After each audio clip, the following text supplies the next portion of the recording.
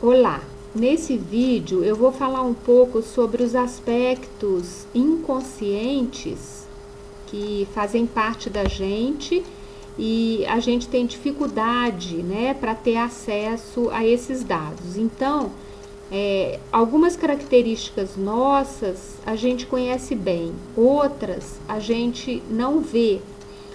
Muitas vezes a família, os amigos conseguem perceber algumas características nossas que a gente desconhece. Então é aquele caso, por exemplo, que todo mundo já viu, que uma amiga é insegura, mas ela não se vê de forma insegura, ela acha que ela é segura. Então são características da gente que permanecem inconscientes, né? Como a gente pode ter acesso a isso? Primeiramente, através dos sonhos.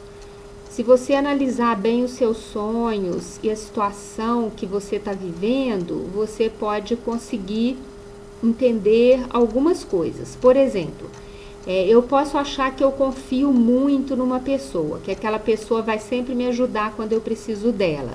E eu posso, de repente, sonhar que eu estou passando uma situação de um aperto, eu estou me afogando, e a pessoa está me olhando de longe e não está me socorrendo, né? A pessoa tá sorrindo de longe sem fazer nada.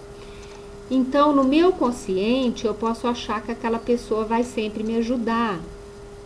Mas no meu inconsciente, pode ser que não, que eu não confie naquela pessoa para ela me ajudar, né? Por isso, no sonho, a pessoa permanece paralisada.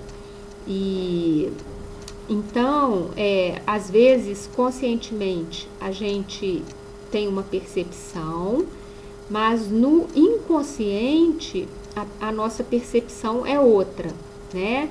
Então, eu vou dar mais um exemplo aqui. Eu posso estar passando uma situação de mudança de vida e achar que eu estou muito segura, que eu sei exatamente o que eu estou fazendo. Aí, de repente, eu tenho um sonho que eu estou perdida no meio de uma cidade e não consigo voltar para casa e eu estou insegura.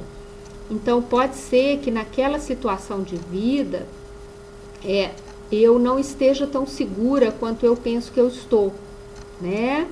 E esses são alguns exemplos assim bem superficiais de como os sonhos podem mostrar para a gente o contrário do que a gente pensa na realidade, né? É claro que a análise dos sonhos é um trabalho profundo, não é assim tão simples. Eu estou simplificando para que você entenda o que eu estou dizendo. Se você puder anotar os seus sonhos, pode ser que você descubra características suas às quais você não teve acesso antes. Outro aspecto é a questão dos atos falhos. Esses atos falhos são erros que a gente faz sem querer. Por exemplo, uma pessoa disse assim para mim: eu quero ver a minha amiga morta, quando na verdade ela queria dizer: eu quero ver a minha amiga bem. Na hora que ela foi falar: eu quero ver a minha amiga bem, sem querer ela falou: eu quero ver a minha amiga morta. Então, conscientemente, ela pode achar que ela quer o bem da amiga dela, mas por alguma questão, inconscientemente, ela não está com esse sentimento tão amoroso com relação à amiga dela, né? Pode ser que ela tenha uma mágoa, pode ser que ela esteja brava, e então, na hora que ela foi falar que queria ver a amiga bem, ela falou que queria ver a amiga morta. Porque algum sentimento com relação à amiga dela que não é um sentimento, neste momento, tão afetuoso, né? Ela pode estar com raiva, com alguma mágoa. Outro ato falho é assim, eu falo para mim mesma: eu quero muito subir na minha carreira. Aí eu vou ter uma reunião muito importante para minha carreira, uma reunião de negócios. Aí, sem querer, eu esqueço a reunião e não apareço. Esse ato falho significa assim, por algum motivo, o meu desejo consciente de subir na minha carreira, ele não corresponde ao que está no fundo dos meus sentimentos, no meu inconsciente. Pode ser que eu vá me sentir culpada se a minha carreira melhorar muito, ou pode ser que eu esteja com medo das responsabilidades. Aparentemente, eu quero ter uma carreira de sucesso, mas quando, sem querer, eu esqueço a reunião primordial da minha carreira, isso tem um significado, né? Não foi assim uma coisa totalmente sem querer. É preciso avaliar por que eu esqueci justamente essa reunião. Será que eu estou satisfeita com a minha carreira? Será que eu quero isso mesmo? Será que eu me sinto culpada se eu alcançar esse sucesso? Então, existe por trás da aparência uma coisa mais profunda, né? Outra coisa que diz muito sobre a gente são as emoções exageradas que a gente tem. Então, de repente, o meu irmão atrasou para me buscar e aí eu tenho um acesso de raiva enorme, exagerado, que não condiz com o fato ocorrido. Isso daí também tem um significado, né? Então, assim, quando a gente reage de uma forma exagerada, às vezes as pessoas, a família, os amigos falam assim pra gente: nossa, mas não precisava ter reagido dessa forma. Então, aquilo tem um lado do inconsciente, né? Talvez o atraso do meu irmão tenha acionado algum sentimento meu mal resolvido com o meu irmão, ou algum aspecto que eu tenha sido deixada e que, sem querer, aquele atraso do meu irmão despertou aquilo em mim. Então, outra coisa, acontece um probleminha pequeno e eu caio num choro exagerado, choro demais.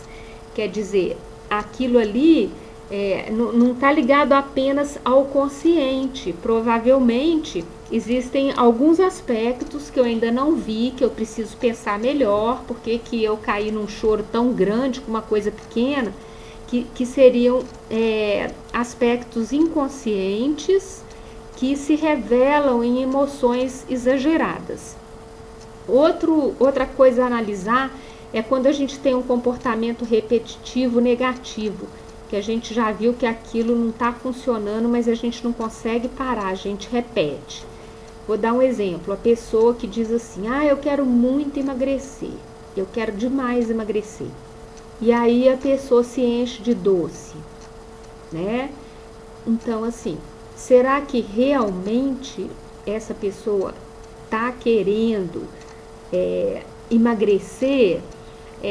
Às vezes, o fato dela estar gorda pode estar tendo um propósito na vida dela, né? Um exemplo: a pessoa tem medo de um relacionamento íntimo mais profundo. Aí ela come, de forma que ela fique muito obesa e que ela distancie os parceiros amorosos, né? Porque ela ficando muito obesa, pode ser que um companheiro não se interesse por ela. Quer dizer, então ela pensa assim: eu quero muito emagrecer, mas existem aspectos inconscientes que estão levando ela a comer doce repetitivamente, a comer massa repetitivamente, a engordar, né? Então existe um conflito do consciente com algum aspecto inconsciente.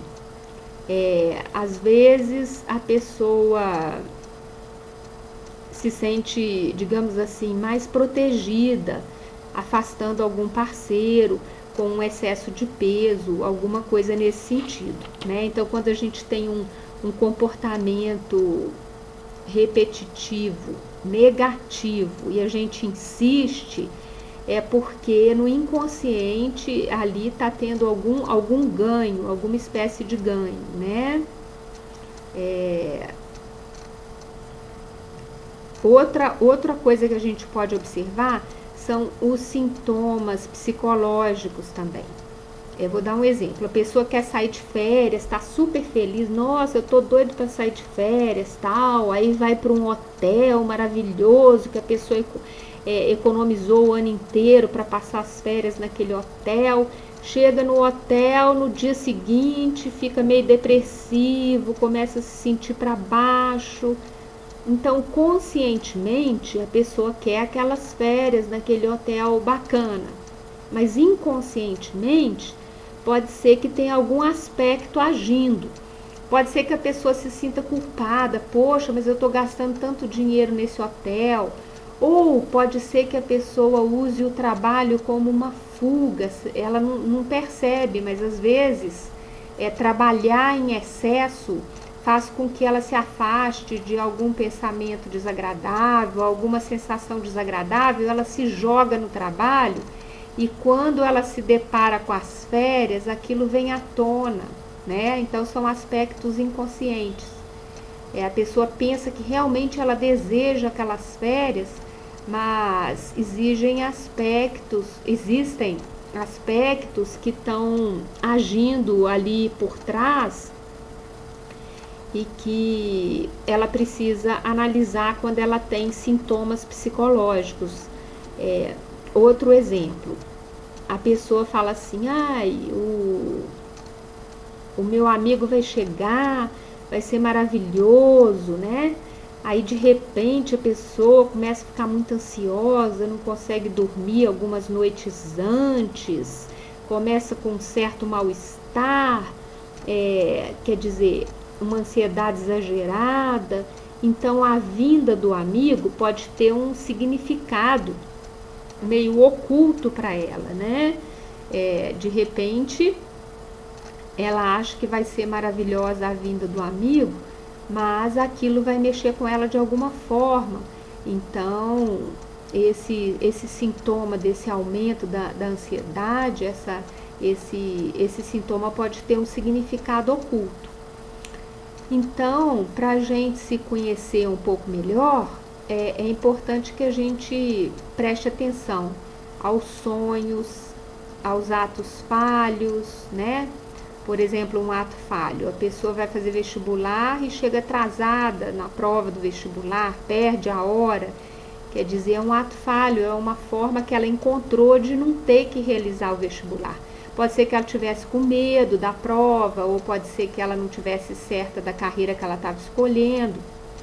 Então, o sonho, o ato falho, a emoção exagerada, o sintoma, né, a ansiedade, a depressão, e um comportamento repetitivo negativo, todas essas coisas são importantes da gente observar para se conhecer um pouco melhor.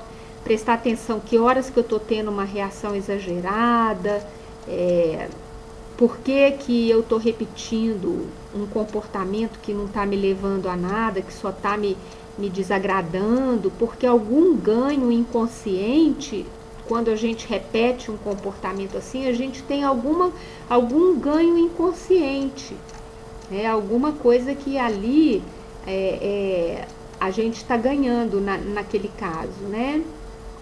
Então, eu espero que esse vídeo tenha sido útil para alguém e que todo mundo aí que queira se conhecer melhor possa fazer uso da análise dos sonhos, dos atos falhos, das emoções exageradas, dos sintomas, dos comportamentos repetitivos.